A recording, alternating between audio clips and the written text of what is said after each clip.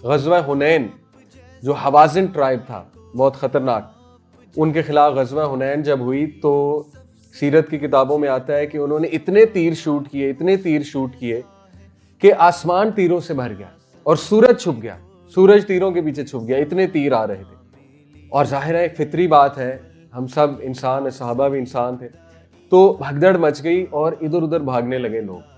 تو سیرت کی کتابوں میں آتا ہے کہ نبی صلی اللہ علیہ وسلم کھڑے رہے اور اللہ کے نبی نے اپنی تلوار یوں پکڑی اور تیروں کی طرف دیکھا، اور عربی میں یہ الفاظ نقل ہیں، انا نبی لا کذب، میں نبی ہوں اور یہ جھوٹ نہیں ہے، انا ابن عبد المطلب، اور میں عبد المطلب کا بیٹا ہوں۔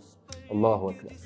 آپ سوچیں کیا سین ہوگا، صحابہ ادھر ادھر بھاگنے اور نبی صلی اللہ علیہ وسلم کتنے کریج سے، کتنی بریوری سے تیروں کی طرف دیکھ رہے ہیں اور یہ الفاظ ادا کر رہے ہیں کہ میں نبی ہوں اور یہ جھوٹ نہیں ہے اور میں ابن مطلب کا بیٹا ہوں، میں عبد المطلب کا بیٹا ہوں۔ تو ابو بکر صدیق کہتے ہیں کہ جب بھی ہمارے تھوڑی سی ہمت ٹوٹتی تھی نا اور ہمارے دل میں تھوڑا سا خوف آ جاتا تھا، ظاہر ہے نیچرل ہے، دیکھیں سورہ انفال میں بھی اللہ نے یہ خوف کا تذکرہ کیا، انسان تھے صحابہ۔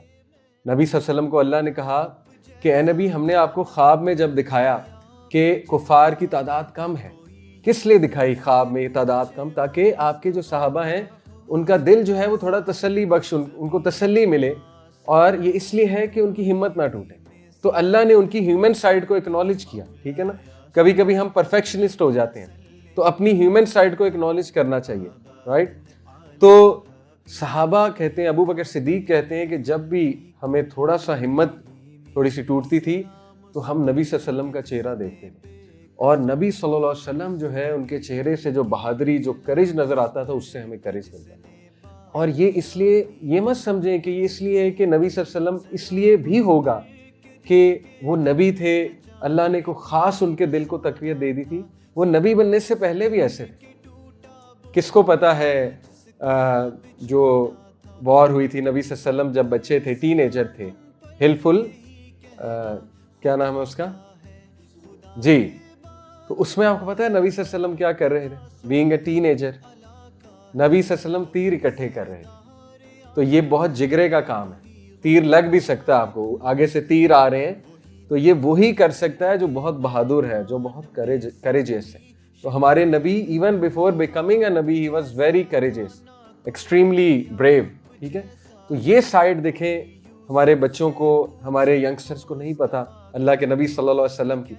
خالد بن ولید از انڈیفیٹڈ، خالد بن ولید کو آج تک کوئی ان کی اسٹریٹجی میں مات نہیں دے سکا، اور بڑے بڑے رومنز جو کمانڈرز تھے انہوں نے ایکنالج کیا ہے کہ خالد کو واقعی اسٹریٹجی میں کوئی مات نہیں دے سکتا، اور خالد بن ولید کی اسٹریٹجیز کے بارے میں دنیا میں پڑھایا جاتا ہے، اور آپ پڑھیں گے، آپ سنیں گے، آپ حیران رہ جائیں گے کہ آج کے دور میں بھی ان کی اسٹریٹجیز اپلیکیبل ہیں۔ آج کے دور میں ایون دو تلواروں کا دور نہیں ہے، آج تک آرمیز خالد بن ولید کی اسٹریٹجیز فالو کرتی ہیں۔ کبھی خالد بن ولید پہ ڈیٹیل میں بات کریں گے تو میں آپ کو بتاؤں گا اسٹریٹجیز۔ بہرحال خالد بن ولید خود کہتے ہیں مجھے آج تک اسٹریٹجی میں کسی نے مات نہیں دی سوائے ایک انسان کے، کون ہے؟ نبی صلی اللہ علیہ وسلم۔ اللہ اکبر۔ خالد تھے لیکن نبی خالد کے بھی استاد تھے۔ نبی صلی اللہ علیہ وسلم کا یہ ایسپیکٹ بھی پڑھنا چاہیے۔